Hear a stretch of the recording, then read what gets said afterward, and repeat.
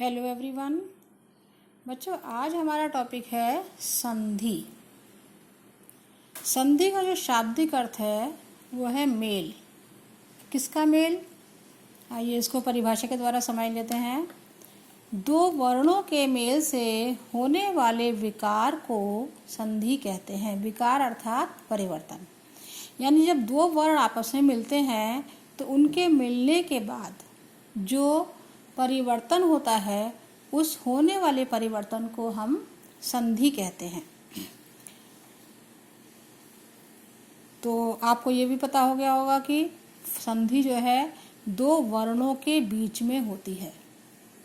कई बार बच्चे कंफ्यूज होते हैं कि संधि कहाँ होती है। अगर आपसे ये पूछा जाए तो संधि दो वर्णों के बीच में होती है और उन दो वर्णों के मिलने से जो नया वर्ण होता है, जो नया वर्ण परिवर्तन के बाद जो नया वर्ण आता है उसी को हम संधि कहते हैं।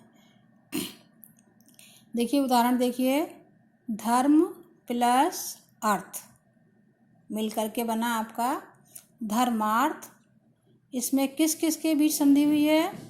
धर्म का अंतिम वर्ण माँ के साथ जो आ है और जो दूसरा शब्द है अर्थ, उसका पहला वर्ण की जो ध्वनि आ है, उन दोनों वर्णों के बीच अ प्लस अ बराबर आ, यानी कि छोटा आ प्लस छोटा आ दोनों मिलकर के बड़े आ का निर्माण करते हैं। तो यहाँ कौन सी संधि है?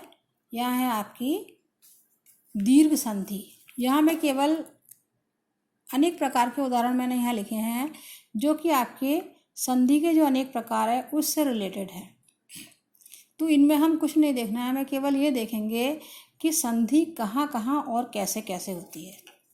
आइए इन सारे शब्दों को या इन सारे उदाहरणों को मैं आपको फिर से एक बार समझा देती हूँ। फर्स्ट उदाहरण है आपका धर्म प्लस अर्थ।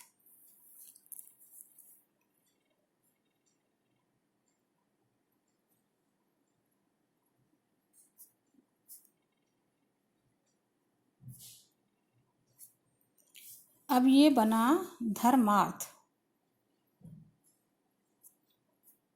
अब ये देखना है ये धर्म प्लस अर्थ से धर्मार्थ कैसे बना, कहाँ कहाँ और कैसे संधि हुई है। इसमें माँ का जो अंतिम वर्ण है आ, आपको पता है कोई भी व्यंजन कभी भी स्वर रहित नहीं होता। इसका मतलब माँ के अंत में क्या छुपा हुआ है? छोटा आ।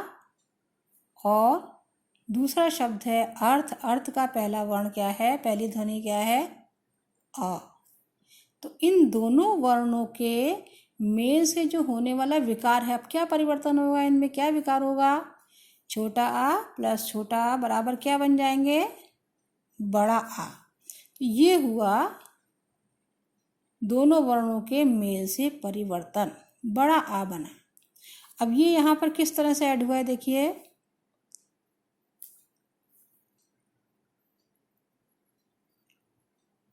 जब हमने धर्म में से आ हटा दिया तो वो आपका हलंत यानी कि स्वर रहित माँ बन गया और इसके बीच में क्या आया? परिवर्तित होकर के। अभी चलिए इसको ऐसे ही करते हैं। अर्थ में से आ हटा दिया तो क्या बना? र और था। अब इन दोनों के बीच में क्या आएगा? ये परिवर्तित होकर के आएगा दीर्घ आ। तो इसको जब हम यहाँ लिखेंगे तब ये बड़ा आ जब यहाँ लगेंगे तो इसकी यहाँ मात्रा लग जाएगी और बड़ा आ होने के साथ ही साथ ये जो स्वर रहित हलंत लगा है इसको हटा दिया जाएगा। उसके बाद जो रा और था है ये भी इसमें आकर के मिल जाएगा। तो इस तरह से शब्द आपका बनेगा धर्मार्थ। दूसरा शब्द आपका दिया है मुनि प्लस इंद्र। पहले मैं आपको सारे उदाहरण लिख करके समझा देती हूँ। मुनि प्लस इंद्र। आपको ये पता होगा कि जो संधि है, जो पहला शब्द है उसके अंतिम ध्वनि में होती है और दूसरे शब्द की पहली ध्वनि में होती है। यहाँ कौन कौन सी ध्वनियाँ हैं? मुनि में ई है, ई स्वर है। अब ई को अगर हमने हटाया, कौन सी ई है? छोटी ई, और इधर भी छोटी ई है। छोटी ई प्लस छोटी ई क्या बनेगी? बड़ी ई। अब यहाँ पे ये सब परिवर्तन कैसे हो रहा है? बड़ा क्यों बन रहा है, छोटा क्यों नहीं बन रहा है? यहाँ छोटी ई प्लस छोटी ई बराबर बड़ी ई ही बनी है, छोटी ई क्यों नहीं बनी? ये सारी चीज़ें जब आप संधि के प्रकार पढ़ेंगे तो आपको पता चल जाएगा कि ये किस नियम के अंतर्गत या किस संधि के अनुसार यहाँ पे परिवर्तन हुआ है, छोटा या बड़ा। फिलहाल मैं आपको ये बता रही हूँ कि दो वर्णों के बीच में परिवर्तन हो करके किस तरह से उस शब्द में विकार होता है। तो इसको अब आप देखिए, छोटी ई प्लस छोटी ई बराबर क्या बनी? बड़ी ई। अब ये इस शब्द के साथ कैसे मिलेगी? अगर हमने मुनि में से ई हटा दी, ये वाली ई हटा दी, तो क्या बचा? मुन, हलंत वाला क्योंकि स्वर हट गया, प्लस इधर क्या बचा? आधन्ना और द्रा। अब न ई के स्थान पर छोटी ई प्लस छोटी ई के स्थान पे क्या हुआ है? बड़ी ई। तो यहाँ पे ना स्वर रहित था, अब यहाँ पे जब हम बड़ी ई करेंगे तो ना पूरा हो जाएगा और बड़ी ई की इस पे मात्रा आ जाएगी, ये वाली, और ये वाला शब्द ऐसे ही इसमें आकर के जुड़ जाएगा। अब आपका बन गया मुनींद्र। मैं पूरी ये कोशिश कर रही हूँ कि संधि आपको बहुत अच्छी तरह से समझ में आ जाए कि हम उसे कहाँ से विच्छेद करते हैं और किस प्रकार से परिवर्तन होता है, और परिवर्तन होने के बाद शब्द में विकार क्या परिवर्तन होता है, वो किस तरह से उसके बाद वो शब्द जुड़ करके दीर्घ या संधि के अनुसार क्या शब्द बन करके आता है।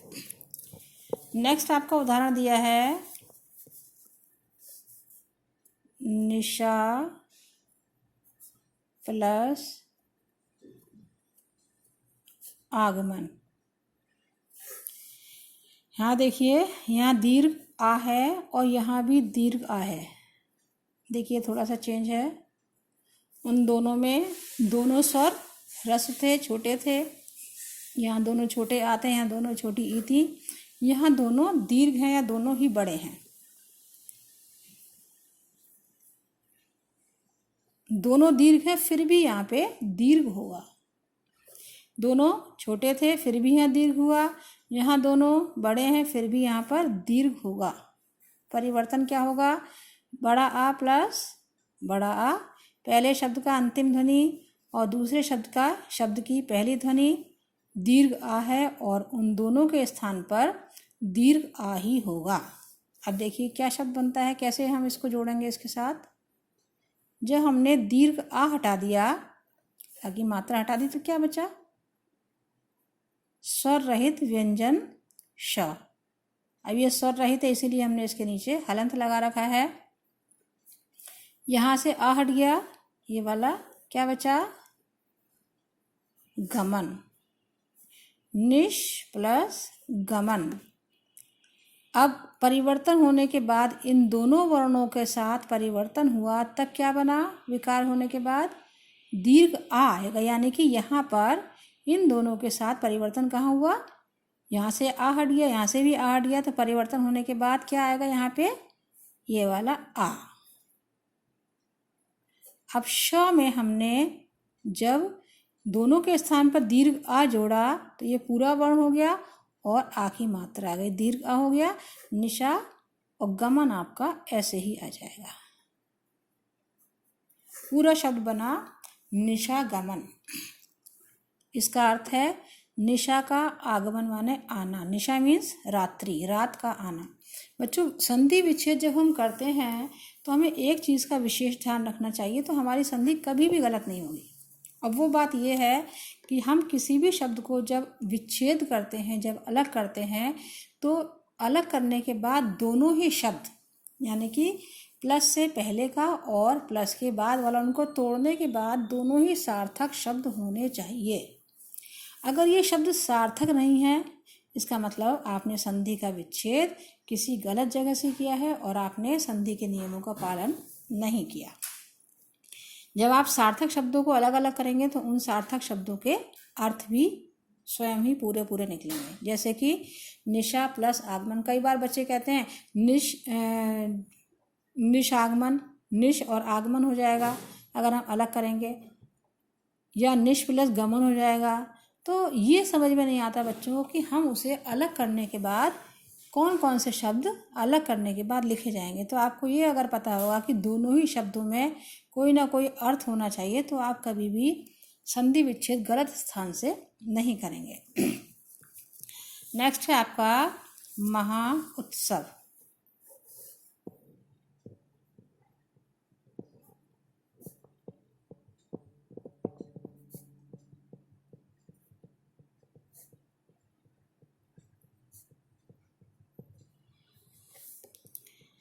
महोत्सव शब्द है, इसको हमने विच्छेद किया। कैसे बना? ये महा प्लस उत्सव। महा मीन्स बहुत बड़ा, उत्सव माने उत्सव या त्योहार। महान उत्सव, महा उत्सव, बड़ा उत्सव। यहाँ देखिए किन किन दो वर्णों के बीच संधि हुई है। महा यानी कि पहले शब्द का अंतिम वर्ण आ और दूसरे शब्द का प्रथम वर्ण उ। लिख लेते हैं यहाँ पर, आ प्लस उ बराबर क्या बना है यहाँ पर? ओ। अब इससे पहले जो आपने संधि का विकार देखा और यहाँ जो देख रहे हैं ये अलग है। ये संधि का कोई दूसरा प्रकार है। ये आपकी एक संधि है, उसमें आ के बाद ऊ या ऊ आता है, तब वहाँ पर ओ हो जाता है। ये मैं आपको कौन सा प्रकार है, आपको जब डिटेल में हम पढ़ाएंगे संधि के प्रकार, तब आपको बहुत सारे उदाहरण दे करके समझाएंगे। फिलहाल अभी आप इसको ये देख लीजिए कि संधि में विकार कहाँ और किस प्रकार से होता है। तो आ प्लस ऊ मिलकर के क्या बनेगा? यहाँ पर ओ बना है, जैसा कि आप यहाँ देख रहे होंगे। हम देखते हैं अब ये कैसे हुआ, अलग अलग किया तो कौन कौन से वर्णों को हमने किस तरह से लिखा। महा में से आ हटाया, क्या बचा? मह। हलंत लगा दिया क्योंकि इसके अंदर से स्वर को हटाया जा चुका है। ऊ हट गया, क्या बचा? आधाता और सब। अब इन दोनों के स्थान पे क्या आएगा? ये वाला वर्ण। इसे लिखेंगे तब क्या बनेगा?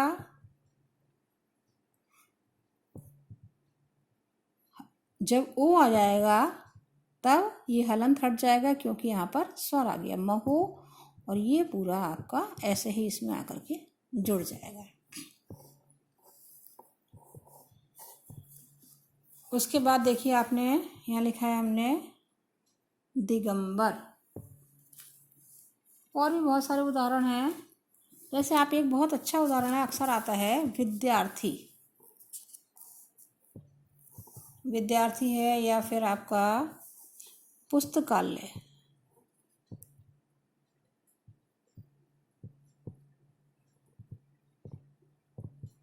पुस्तक प्लस आलय बराबर पुस्तकालय। यहाँ देखिए कैसे परिवर्तन हुआ है। पुस्तक में का के साथ अ स्वर जुड़ा छुपा हुआ है, और यहाँ है आपका दीर्घ आ, यानी कि छोटा आ प्लस बड़ा आ बराबर क्या बना? बड़ा आ, दीर्घ आ। अब ये यहाँ पे कैसे ऐड होगा? पुस्तक में से हमने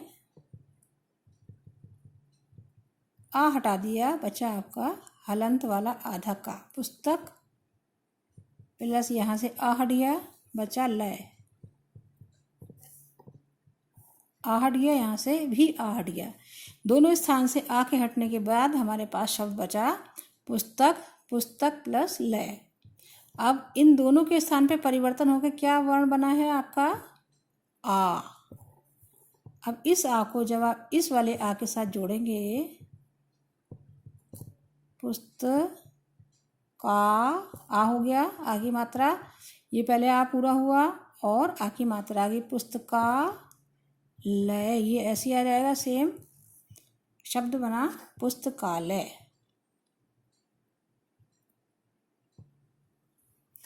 ऐसे आपके पास एक शब्द है विभाग अध्यक्ष। इसका विच्छेद होगा विभाग प्लस अध्यक्ष। यहाँ पे भी देखिए गा के अंदर आ छुपा हुआ है और यहाँ पे भी ह्रस्व आ है, यानी कि छोटा आ प्लस अ मिलकर क्या बनेगा? आ, दीर्घ आ बन जाएगा। अब ये कैसे, इसमें हम प्लस करेंगे, कैसे जोड़ेंगे? जब आपने ये वाला आ यहाँ से हटाया तो वर्ण आपके पास बचा ग, आधा गा, यानी स्वर रहित गा। और यहाँ क्या था? आ हट गया, क्या बचा? आधा धा और यक्ष। अब गा के साथ आ हट गया, आधा गा बचा और यहाँ पे आधा धा बचा। अब हमें इस वाले आ को यहाँ जोड़ना होगा। शब्द कैसे बनेगा? विभाग, आ आया तो स्वर पूरा हो गया, विभाग हो गया और दीर्घ मात्रा लग गई, विभागाध्यक्ष, ये ऐसे जुड़ जाएगा। आप लोग कई बार कंफ्यूज होते हैं कि इस शब्द को कैसे लिखा जाएगा, तो ये विच्छेद होने के बाद जब हम इसमें संधि करेंगे तो इस तरह से ये शब्द आपका बनेगा, विभाग अध्यक्ष। आइए देख लेते हैं और कौन कौन से इसमें हमने शब्द दिए हैं आपको। दिक् प्लस अति प्लस, पहले ये देख लेते हैं ऊपर वाला, अति प्लस अंत।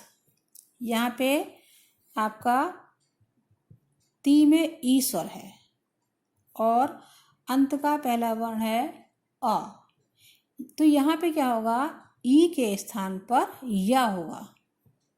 अब जब इसमें से ती में से ई हट गया तो क्या बचा आपके पास? आधा ता, अत। अब ई के स्थान पे या क्या किया आपने? या किया, अत या, और ये भी आपका यहाँ से हट गया, ई और आ या हट गया, या आधा बचा, या आधा बचने के साथ ही साथ जब ये वाला आ उसमें प्लस हो जाएगा तो बन जाएगा पूरा या, छोटा या, और ये वर्ण आपका ऐसे ही जुड़ जाएगा। तो क्या शब्द बनेगा? अत्यंत। यहाँ पे और इससे ऊपर वाले उदाहरणों में अंतर ये है कि इसमें ई के स्थान पे या हुआ है। क्यों? क्योंकि ये किसी और संधि के उदाहरण के अंतर्गत आ रहा है। अब है तो संधि, इसलिए मैंने इसको भी यहाँ लिख दिया है। वो एक अलग बात है, किसी और प्रकार के अंतर्गत आ रहा है। ये आपका यण संधि का उदाहरण है जिसमें ई के स्थान पर या और ऊ के स्थान पर वा होता है। अब यहाँ चूंकि ई आया है तो ई के स्थान पर यहाँ पर या हो गया है। कैसे हुआ है, किस तरह से वर्ण अलग अलग हुए, जब मैं आपको यण संधि के बारे में, प्रकार के बारे में बताऊंगी तब ये आपको और ज़्यादा डिटेल में बता दूंगी। ऐसे देखिए नेक्स्ट उदाहरण दिया है दिक् प्लस अंबर। शब्द है आपका दिगंबर। यहाँ पे भी आप परिवर्तन देख रहे होंगे कि का के स्थान पर गा हो गया है। ये व्यंजन संधि का उदाहरण है। व्यंजन संधि में क्या होता है कि जो पहले शब्द का अंतिम वर्ण है वो स्वर रहित होता है। व्यंजन के साथ व्यंजन का मेल होता है या व्यंजन के साथ स्वर का मेल होता है। तो ये व्यंजन संधि के है ही एक उदाहरण के अंतर्गत ये उदाहरण यहाँ लिखा गया है कि का के स्थान पर गा हो गया है। इस प्रकार से ये शब्द बना दिक् प्लस अंबर का संधि करने के बाद दिगंबर। तो बच्चों, तो ये सारे उदाहरण तो हुए आपको आपके संधि के कि दो वर्णों के बीच में संधि कहाँ पर होती है, किस तरह से होती है और क्या उनमें विकार उत्पन्न होता है। विकार यानी कि परिवर्तन होता है, और उस परिवर्तन के बाद कौन कौन से शब्द किस तरह से बनते हैं। इसके बाद आप देखिए संधि के प्रकार। संधि के प्रकार की अगर हम बात करें तो पहला प्रकार है आपका स्वर संधि, और सेकंड है आपका व्यंजन संधि, और तीसरा विसर्ग संधि। यानी संधि के 3 प्रकार होते हैं, स्वर संधि, व्यंजन संधि और विसर्ग संधि। सबसे पहले हम लेंगे स्वर संधि। स्वर संधि किसे कहते हैं? जैसे कि इसे आप नाम से ही याद कर सकते हैं, स्वर संधि यानी कि स्वर संधि में स्वर के साथ स्वर का ही मेल होगा, वही स्वर संधि है। देखिए परिभाषा में इसकी क्या लिखा है, स्वर के साथ स्वर का मेल होने पर जो विकार होता है उसे स्वर संधि कहते हैं। वही बात है कि स्वर के साथ स्वर का ही मेल होगा तो वहाँ स्वर संधि होगी, अर्थात पहले शब्द का अंतिम वर्ण और दूसरे शब्द का प्रथम वर्ण दोनों ही स्वर अगर हैं तो हम ये आसानी से देख सकते हैं, जान सकते हैं कि ये स्वर संधि का उदाहरण है। बहुत आसान संधि है ये स्वर संधि। अगर दोनों स्थान पर स्वर ही आपको दिखाई दे रहे हैं तो आप इजीली ये जान सकते हैं कि ये स्वर संधि है। अब आगे क्या है देखिए, स्वर संधि के भी 5 प्रकार हैं। ये थोड़ा सा आपको ध्यान से देखना पड़ेगा कि स्वर संधि के किस प्रकार के अंतर्गत ये आ रहा है। कौन कौन से 5 प्रकार हैं? फर्स्ट है आपका दीर्घ संधि, उसके बाद गुण संधि, फिर वृद्धि संधि, नेक्स्ट यण संधि, और लास्ट है आपकी अयादि संधि। अगर हम बात करते हैं क्वेश्चन आंसर की, अगर हम बात करें कि संधि के कितने प्रकार हैं तो आपका आंसर होगा संधि के 3 प्रकार होते हैं, स्वर संधि, व्यंजन संधि और विसर्ग संधि। अगर प्रश्न ये कहता है कि स्वर संधि के कितने उपभेद हैं या स्वर संधि कितने प्रकार की होती है तो उसका आंसर होगा स्वर संधि 5 प्रकार की होती है, दीर्घ संधि, गुण संधि, वृद्धि संधि, यण संधि और अयादि संधि। तो ये हुए आपका संधि और संधि के प्रकार, और उसके बाद स्वर संधि और उसके उपभेद। अब स्वर संधि का जो पहला प्रकार है दीर्घ संधि, इसके बारे में हम नेक्स्ट वीडियो में चर्चा करेंगे। तब तक के लिए आप इस पूरे चैप्टर को, इस पूरे शीर्षक को अच्छी तरह से ध्यान से पढ़िएगा, और नए नए उदाहरण आप इसके अपने पास लिख करके उसे चेक कर सकते हैं कि किस तरह से हम इसका विच्छेद करेंगे और किस तरह से हम उसका संधि करेंगे। कहीं पे अगर आपको कोई प्रॉब्लम होती है तो आप मुझसे कांटेक्ट कर सकते हैं। इसी के साथ नेक्स्ट वीडियो का इंतज़ार करिए। स्वस्थ रहिए, मस्त रहिए।